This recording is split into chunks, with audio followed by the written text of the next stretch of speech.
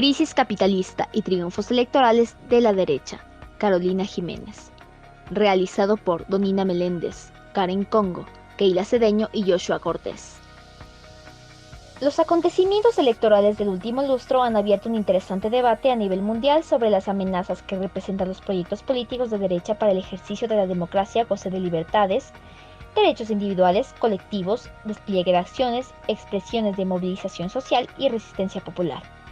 La fuerza que han cobrado los lineamientos de política cuentan con características de corte racista, machista, nacionalista, intervencionista y negacionista, convirtiéndose en un riesgo para la naturaleza y la sociedad actual. En el caso de América, los procesos de articulación regional parecen legitimar a otros procesos a su vez, principalmente de intervención militar, además de que intentan validar otras decisiones de una derecha triunfante en el campo electoral y que pueden generar impactos en nuestra coyuntura, en especial en asuntos referidos del desarrollo del pensamiento crítico y garantías para la movilización y protesta social. Existen 4 momentos esenciales en este tema a mencionarse. El primero se refiere a la crisis capitalista y las victorias electorales de la derecha. La crisis del capitalismo de inicios del siglo XXI visibilizó 2 partes. La primera, las debilidades de un sistema económico soportado por la especulación, explotación, financiarización y transnacionalización. La segunda, visibilizó los impactos que en términos de injusticia y desigualdad social se configuraron bajo la globalización neoliberal. El carácter especulativo y contradictorio del sistema dificultó sostener en el largo plazo tasas de crecimiento económico positivas y generar ganancias sociales para el grueso de la población mundial. El crecimiento económico y las tasas de crecimiento del norte constan con un carácter de decrecimiento tras el inicio de la fase imperialista. La crisis del capitalismo en el año 2008 da cuenta de la incapacidad sistémica para sostener indefinidamente el alza en las tasas de beneficio y, como una consecuencia, para construir un orden con una alta capacidad de integración y legitimidad social. El capitalismo, según el autor, tiene una tendencia a morir, pero el mismo no puede ser reemplazado por un sistema superior sin intervención de la subjetividad de la clase, debido a que, sin ésta se renovará y entrará en una nueva fase en la que su dominio sobre el trabajo será aún mayor y más terrible. Una condición para que esto no suceda es que las luchas de los trabajadores por una mayor inversión estatal para reformas, mejores condiciones de vida y condiciones de trabajo se lleven a cabo en la óptica de oposición entre el capital y el trabajo, mas no en la perspectiva keynesiana de la colaboración de las clases. Con esta crisis también se visibilizaron las consecuencias que, en términos de injusticia y desigualdad social, se configuraron bajo la globalización neoliberal. Pues bien, a continuación podremos observar una gráfica sobre las variaciones en los ingresos fiscales entre el año 2007 y el año 2015, sobre el porcentaje del Producto Interno Bruto, o también conocido por sus siglas como el PIB, el cual refleja que por lo menos el 61% de los ingresos fiscales se soportan en los salarios de los trabajadores, ya sea a través del IVA u otros impuestos de consumo, y que tan solo el 15% proviene del impuesto a la renta empresarial y riqueza.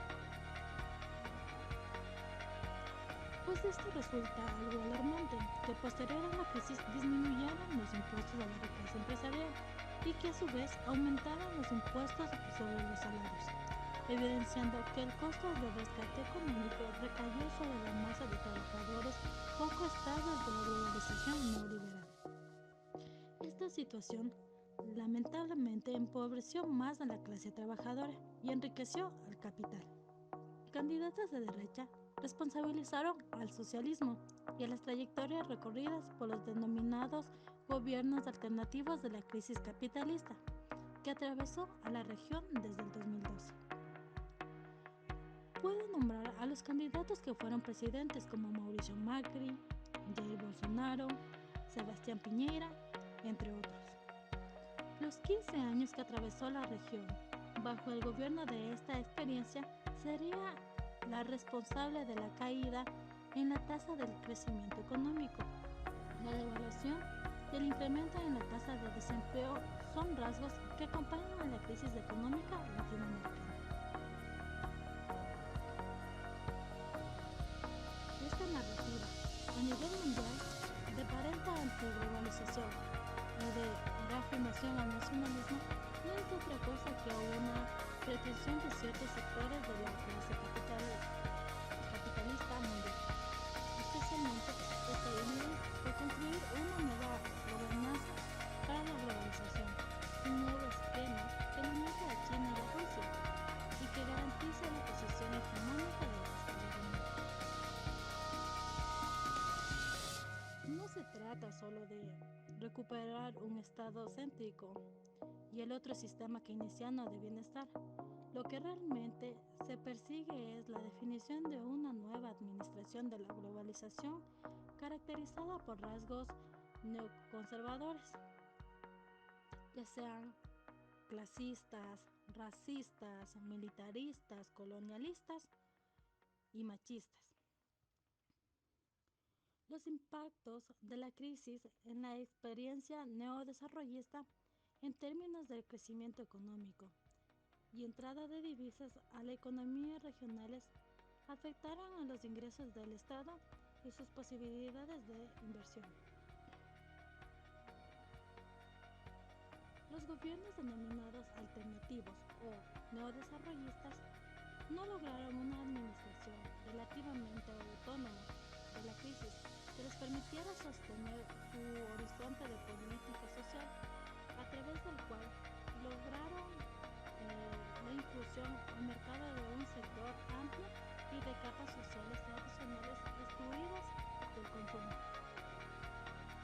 Las experiencias políticas fortalecieron simultáneamente la lógica de la economía dependiente y limitaron los proyectos nacionales al desarrollo de una economía primaria. El gobierno es el responsable de la reprimarización de las economías sudamericanas y las exportaciones de materia prima en dólares en América Latina se extendieron. En 1998 eran en un 42%, en 2011 aumentó a un 59% y a partir del 2016 en un 47%. Asimismo, construyeron una política orientada por el ideario del nuevo desarrollo de inclusivo de sectores populares, soportándolo en procesos de bancarización y algunos subsidios que no resolvían la pobreza de los sectores. La formulación de políticas sociales para reducir la pobreza sin desconcentrar la riqueza. La política tributaria que no cambió la estructura progresiva, definida bajo el neoliberalismo, donde se siguió agravando el trabajo y favoreciendo la política. Los gobiernos progresistas mejoraron los salarios, pero no debilitaron el capital, de tal manera que la crisis lo primero que ocasionó fue el aumento del desempleo. La crisis del capitalismo mundial afectó las economías latinoamericanas desde el 2012, desmontando las ganancias del siglo XXI. Los gobiernos no lograron construir una política económica acotada a los sectores con menor capacidad de negociación política, es decir, las clases populares y las expresiones del movimiento popular, para proteger la capital y estabilizar el capitalismo en crisis, construyendo a la pérdida de legitimidad de las experiencias alternativas en el bloque del poder, fortaleciendo las tendencias reaccionarias, habiendo un nuevo momento en la política electoral latinoamericana, con el triunfo de Mauricio Macri en 2015 en Argentina, Sebastián Piñera en Chile, Lenín Moreno en Ecuador en 2017 y asimismo en todos los países de Latinoamérica entre los años 2015 y 2018. Responsabilizando a los programas alternativos políticos de los impactos de la crisis y la déficit democrática. En 2015 marca un punto de inflexión para la disputa política electoral en la región, capitalizando el electoral en la experimentación de gobiernos neodesarrollistas.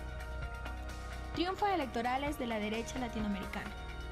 Los triunfos políticos electorales que desvelan la oposición de sectores de la sociedad latinoamericana para encontrar la salida de la crisis, impulsando nuevas medidas de política en ganancias de las luchas sociales referenciadas a políticas sociales, laborales, diferenciales, etc.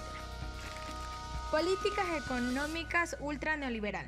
Políticas económicas y reformas laborales que castigan en forma progresiva el salario de los y las trabajadoras y precariza las condiciones laborales. Secularización de la vida social y criminalización de la protesta. Fortalecimiento de acciones parciales autoritarias para controlar la dinámica social cotidiana. Posiciones reaccionarias frente a los derechos de las mujeres. La decisión del legislativo en Argentina de prohibir la legalización del aborto y el pronunciamiento de Bolsonaro frente al combate de la ideología de género en las escuelas denotan el carácter machista y patriarcal de estos gobiernos. Reacomodamiento en la relación con Estados Unidos. La disposición de los gobiernos de Argentina, Brasil y Colombia de actuar como los aliados estratégicos de Estados Unidos en la región y de liderar su doctrina antiterrorista acercan de modo peligroso a la región a los intereses belicistas de Trump. Fin de experiencias de integración progresistas y de dinamización propuestas reaccionarias. La decisión de Colombia y Chile de impulsar el fin de la UNASUR y de crear un nuevo organismo regional PROSUR expresa la necesidad de redefinir una nueva arquitectura institucional proclive al movimiento regional. Combate al comunismo. Todas estas expresiones gubernamentales asumen la bandera de defensa del capitalismo más reaccionario. Pretenden negar la inviabilidad de construir proyectos alternativos y construyen un relato reaccionario frente al comunismo. Estas acciones han fortalecido el carácter autoritario y contrainsurgente de los estados latinoamericanos, pese a que los triunfos de estos gobiernos han estado mediados por una importante abstención electoral. No deja de ser alarmante que han ganado elecciones enarbolando banderas reaccionarias y guerristas. Resistencias sociales. Democracia, un campo en disputa. Dejando de lado las experiencias políticas, es importante resaltar el movimiento feminista, el movimiento estudiantil y las diferentes experiencias organizativas en el espacio urbano, destacándose la resistencia civil en Haití. Estos movimientos expresan la riqueza, creatividad y vitalidad del campo de la lucha popular y comunitaria. Ahora bien, surgen una serie de asuntos que deben ser valorizados por las fuerzas sociales y políticas de izquierda, especialmente recuperando algunos aprendizajes del periodo denominado progresista, en los cuales tocaremos los siguientes puntos. El periodo progresista tiene que ver con dos políticas, la social y la electoral, para no dejar de lado a los ciudadanos que generan el asunto en disputa. Las movilizaciones se realizan gracias a los ciudadanos que están en desacuerdo con las políticas presentadas. Ellos dinamizan la igualdad política. Las instituciones presentan diferentes ideologías donde desean llegar a la convergencia que les dé una posición de favor, pero las masas que no están de acuerdo generan la insurgencia con un movimiento fuerte a las reformas y también con una disputa cultural donde el Estado debería ser el centro por el cual los ciudadanos tengan experiencias para construir. Ser de izquierda significa estar ante la resistencia capitalista y proceder por el cambio social. Debe comprender la contradicción entre el capitalismo y democracia, y en este orden para poder así avanzar en la constitución de una propuesta anticapitalista. Tomando las palabras de Bolívar Echeverría, que contribuyen al respecto, las cuales son: el ser de izquierda deberían definirse a partir de esa actitud de resistencia y rebeldía frente al hecho de la enajenación. En el origen y en la base de ser de izquierda se encuentra esa actitud ética de resistencia y rebeldía frente al modo capitalista de la vida civilizada. Por debajo, y muchas veces a expensas de una posible eficacia política, de un posible aporte efectivo a la conquista del poder estatal en bien de las mayorías.